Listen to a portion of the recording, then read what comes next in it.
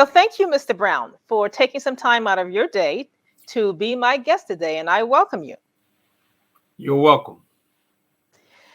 I want to talk a little bit to you first about your background and what got you started and what it is that you do before we move into some other things. Now, of course, you have an extensive background in real estate, finance, and accounting. And so, what drew you to those areas, and how did you become successful at all of those areas?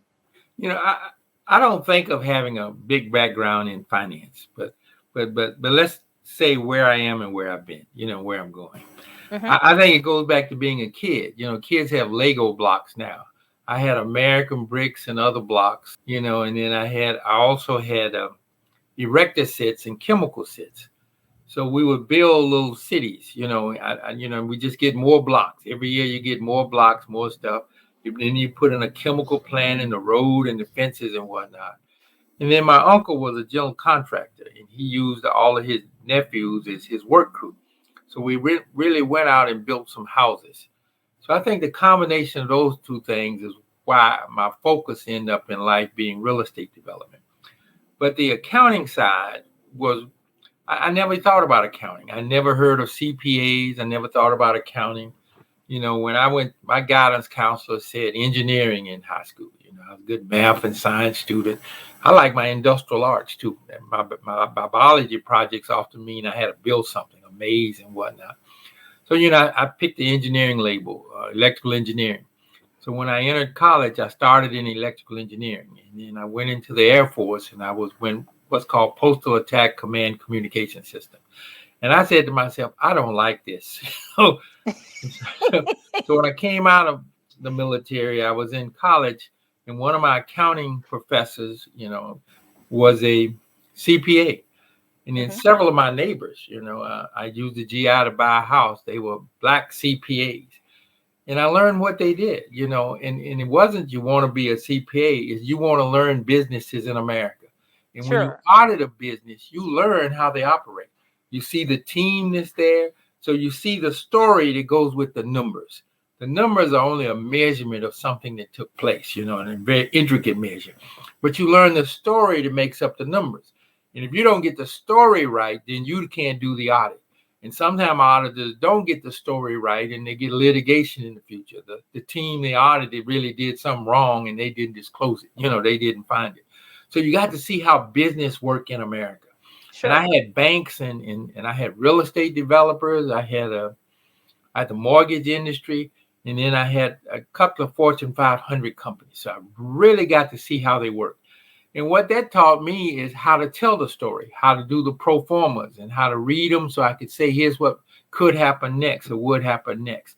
So that made me want to be an investment banker in finance. But, I hadn't been on that track. So, I couldn't head to Wall Street. So when I finished that career, I opened a little firm to help black firms get money. I thought that was the big problem. That is not the big problem. I mean, it's harder to access money, but there's plenty of money out there. The problem is building teams and having good plans. That's the problem.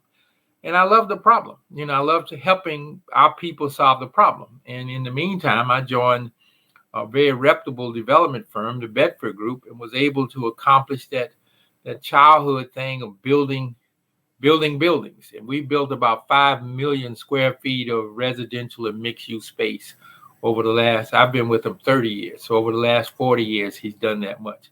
So I've been able to play both games. I've been able to help finance small businesses with their plans and mentor them. And I've been able to develop real estate. And when you're starting with businesses that have nothing, that's taking something that don't exist and making it real. And that's just a great feeling. It's a great feeling. Absolutely, it is. You currently are a shareholder or partner or director or advisor in multiple businesses. What is it that you look for before becoming involved in a business or a company? The first thing is the person, or the Uh huh. people, or the team I'm being involved in. And I use the term convicted versus committed. Are they really committed to what they're doing, and do they have an idea? In real estate development, we have a lot of people that come in with a great idea, what we can do on this lot.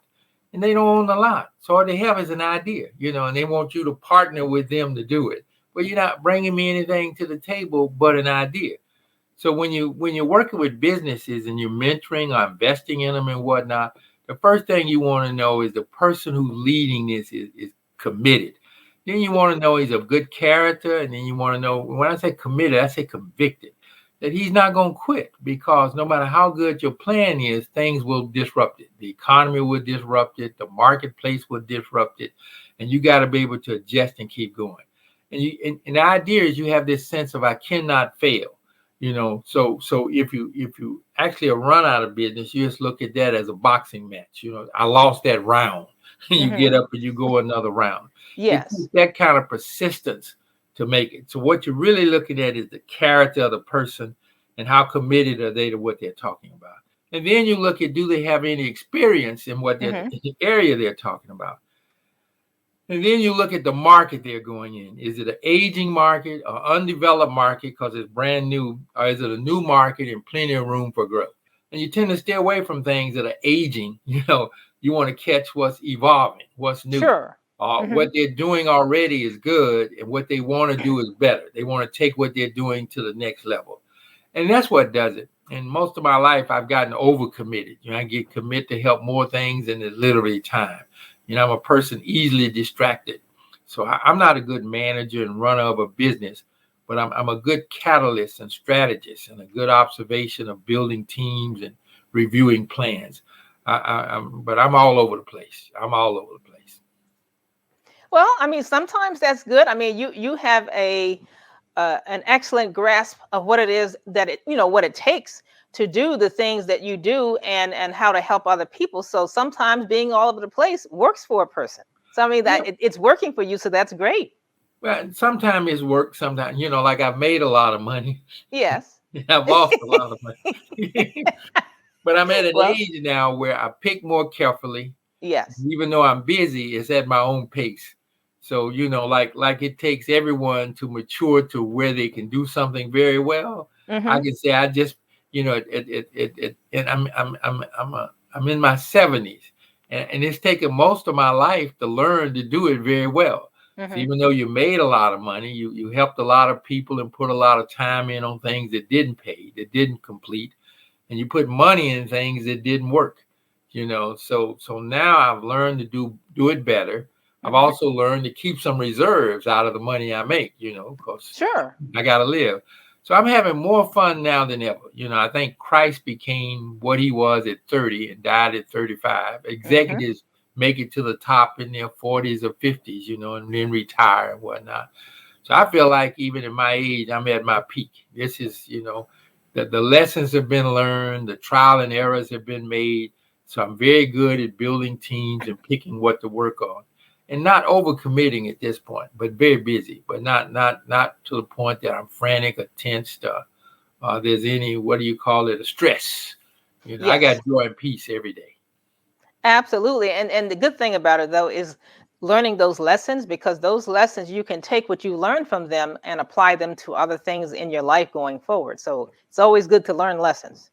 And it's great when you look back and you got people you've been partners with, or associates with, or you've trained or mentored or coached that are doing outstanding. I mean, gee whiz, you always feel like you want to take things to another level.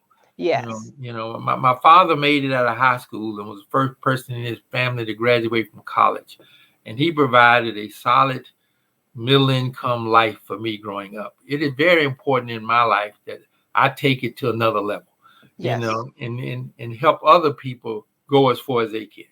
So when I look at some of the people that I've worked with, there are some successes in all of those things, even the ones, everything didn't fail. But so when I look at the successes, it just makes you feel good, and I feel like some of those people, I feel like they're family, they're my sons and daughters, so it's just a great feeling. So I like that feeling. So I'm going to continue to do that.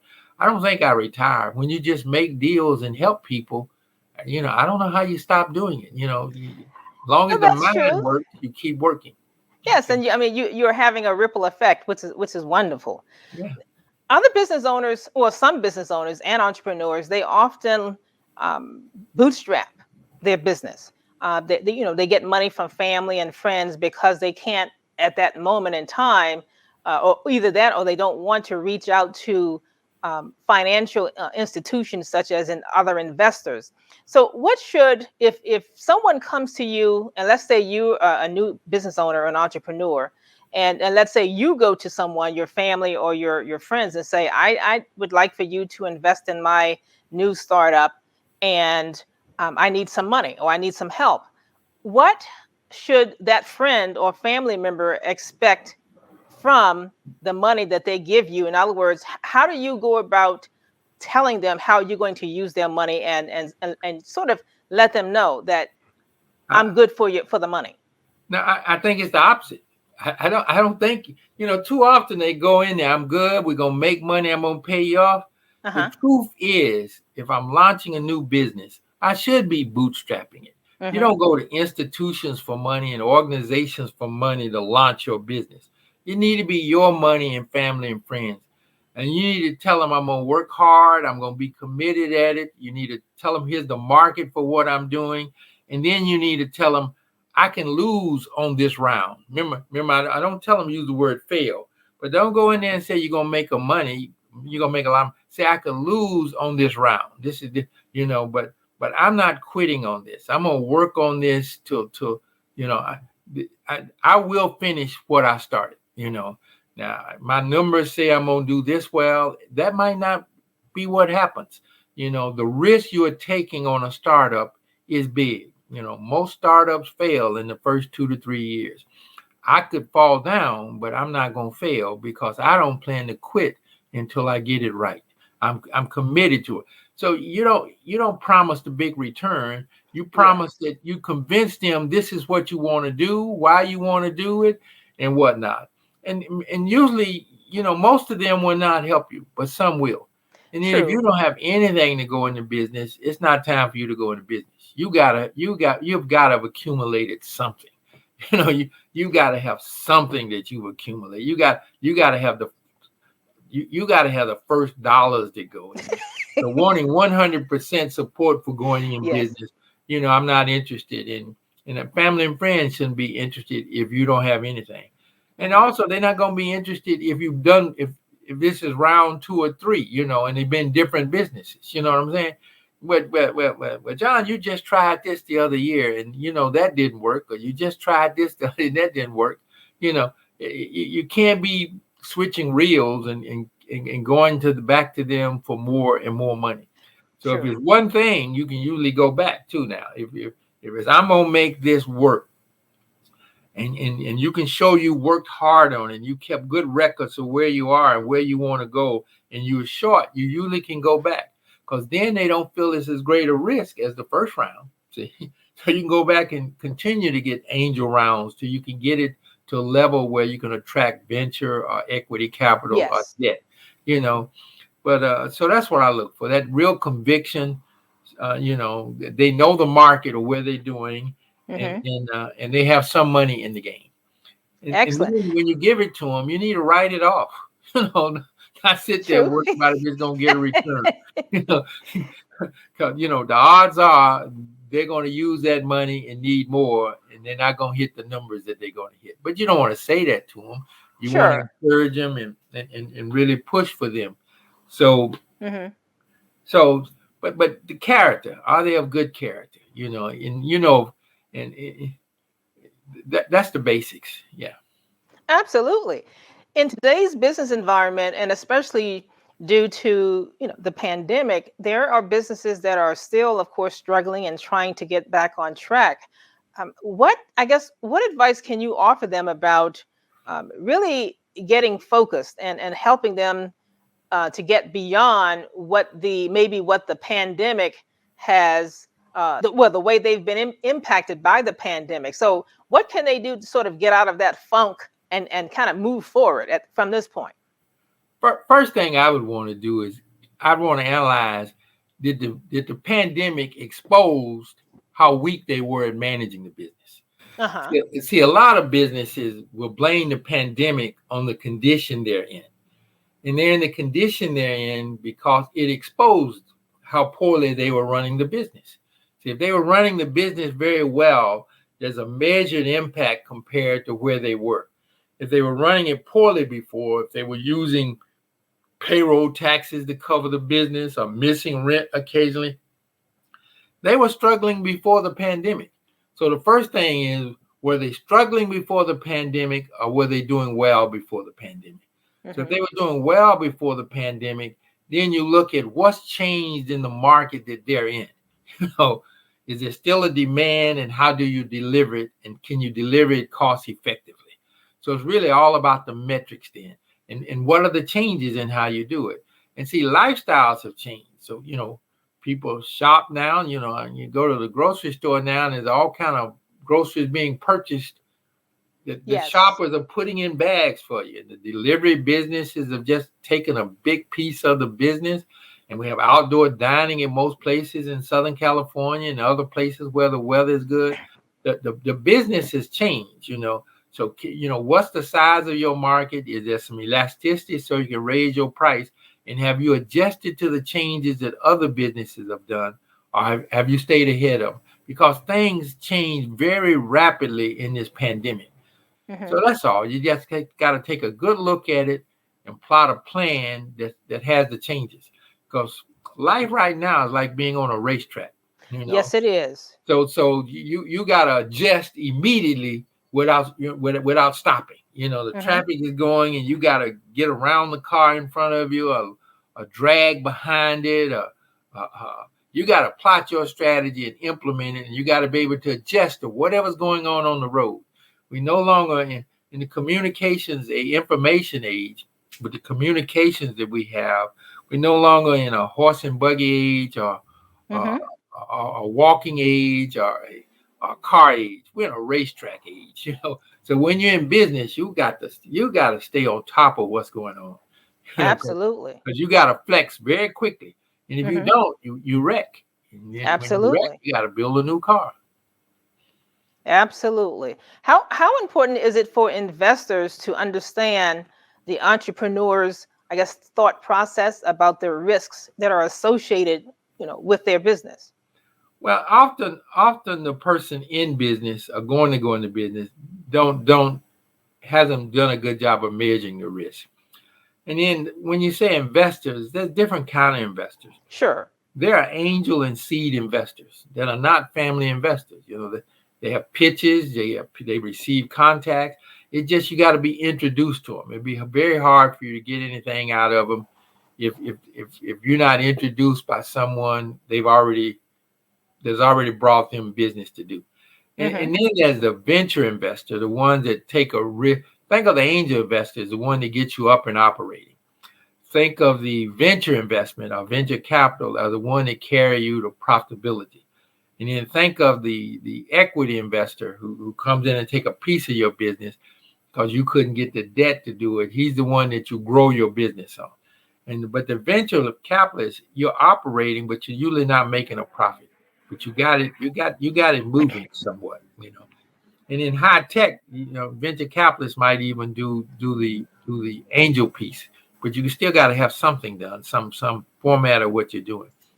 We have so much money in the world, so much money in America. There's money available for whatever you want to do. And packaging is so polished now because we can create digital presentations that are so good. I mean, sure. Digitally, you can create pretty things. You can put pictures on it. You can shape it all kind of ways and whatnot, and you can make your package look good. But really, when you're reviewing a package, if the pitch isn't good, there might be a little PowerPoint or the executive summary. There's no need to go through all the rest of the pages. Exactly. You don't need to go through all the rest of it at all. But a good presentation, a good elevator speech, a good pitch deck, an excellent executive summary can tell somebody if you looked at the market, if you have and it can draw your interest so you can find out more about it. So they need to think about that. They should always have a pitch ready. 1 to 2 minute pitch ready to tell you about what they're doing. Absolutely. And it is important what you just said is to always have it ready, because you never know when you may come in contact with someone who wants to hear what you have to say. And then you should always have a pitch deck, so you have something that you can email to them. Here's my PowerPoint to back it up, and and that way you didn't hit them with a big business plan and I'm like that. And and then in the pitch comment is 1 to 2 minutes, and most of them don't. That's when most people want something from you, and you go to talk to them, it takes them 10 to 15 minutes, and still oftentimes they haven't explained very well what they want to do. So they ought to be able to say it. They ought to be able to say it in 2 minutes. What they're going to do. And does that mean to you, for example, that they don't quite understand the business they're in? No, some people, I've been around a lot of people saying I'm not good in math. And I used to say to myself, I don't write well. Now I've learned I write very well. It just takes longer because I haven't done enough of it. So you just got to do it. The same people said I don't do math well. That means they haven't tried hard enough to do math well. So oftentimes the person he just haven't thought through well enough what points to make. And he never been taught what points to make. Sure. So he could be very good at what he wants to do, but he can't tell you in 2 minutes. He does not know how to get. And most people are curious in their conversation. They're not to the point in their conversation. So that's not a sign that what they want to do is not good, or they haven't thought it out well enough. That's a sign that they haven't created a pitch and practice it. So sure. I'll often tell people, I'll like to interrupt their conversation and say you're missing the point. You're not getting to the point. You're not getting to the point. Get to the point. Yes. I lose a lot of people that way because they feel like you're real critical of them and stuff like that. But I mean, it is very important. And then I lost a lot of people because their thoughts were incomplete, and then I want to help them get them complete. Yes. And they looked at you at that as you putting them down. So I might have done it in the wrong tone. You got to have empathy when you're dealing with everyone. You got to put yourself in their shoes and think how they would think, and how should you say something to them? Because it's really not what you have to say to them, it's how you say it to them. So I had to learn how to speak to people, make sure you say it, that you're communicating in a way that's not threatening, that's not arrogant, that you're not conceited. I had to learn to be humble, period. Well, everybody can learn that. We all can still learn that. I mean, yeah. So I don't believe I was humble at all 40 years ago. But I think 30 years ago I was getting better. I think 20 years ago I really understood it, and since then I'm just improving on it at all times. But it took a while. Oh, sure. Now, based on your interaction with business owners as well as even larger companies, what have you found, excuse me, to be the missing link, I guess, between, that's sort of keeping them from growing and achieving long-term growth? Without calling names, I'm going to give you some background. I have one company that made it up to 35 million a year with black products, and it was at the top of its market. It outgrew its ability to manage the company. So it hired managers and then didn't use their skills, went behind their back and kept doing things the old way. So it outgrew its capacity to manage what it had grown. That's simple. And they were not able to build a team and trust and work within that team to sustain what they had. Some people are entrepreneurs and they're not managers. So the business can only grow as big as they can manage. Notice how, which one of them? Google. Notice how the Google guys hired a CEO, and senior management, so they could stay on the product side and the tech side.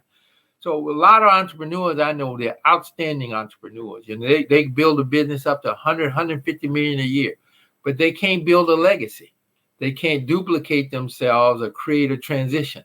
So they have to sell the assets, or sell the business, and it doesn't carry on, and it can't grow any further. So I find those are the two things I see. They're limited in. That's really the one thing. They're limited in skills. Entrepreneurs, we use that term real broadly, but an entrepreneur is not necessarily a manager. An entrepreneur is one who can start something and make it run, and make it work. We like to call franchise owners entrepreneurs. I don't think of them as entrepreneurs. I think they're taught to manage a system that's already in place, that's reduced a bunch of the risk. So, but we'll label them entrepreneurs, and that's okay. But when I'm thinking of categories, I put them in there taught to manage a process, and they got support for managing that process. So if they follow the formula, they should be okay. And when they own 15 or 16 of them, I start thinking of them as as good managers. Still not, but it's all right in the rhetoric and the conversation to call them entrepreneurs. Mm-hmm. So I really believe when you can't build a team, so and that all goes with it can only get as big as you can manage, as you can. Absolutely. Yeah. Yes. All right. Well, I know your time is short today, and I do want to bring you back because the information you're providing and the insights you're providing are excellent. So I will, I don't want to overextend your times, but there is one other question I do want to ask you, and that is, I know you mentor young professionals and business leaders. Um, what do you want them to glean from you, not just professionally, but overall? What do you want them to glean from you? I want them to glean that. I really want them to learn to operate with stress only coming at critical points. I don't want their day should be full of peace and joy. That's the key. If you wake up in the morning and you don't want to jump up and get started, are you doing what you're supposed to do? So it's first it's about mental attitude. And sports are a great example. I remember being in LA the last 50 some years. I saw outstanding athletes in high school that never made it to pros. So the athletic ability don't get it. It's the right attitude that gets it. Sure. So intellect does not make you a successful entrepreneur, and knowledge does not make you a successful entrepreneur. It's attitude. It's all about attitude. Are you on to something that you're committed to and you can do, and do you have the right attitude? Do you have some confidence, some self-esteem, and are you assertive? You got to be somewhat assertive, and then you got to be positive. When something bad happens, you got to say, well, what's good out of there? And you got to be solution oriented, because things happen. You got to be Yes. solution oriented, but you got to always keep a good attitude. You got to keep the attitude.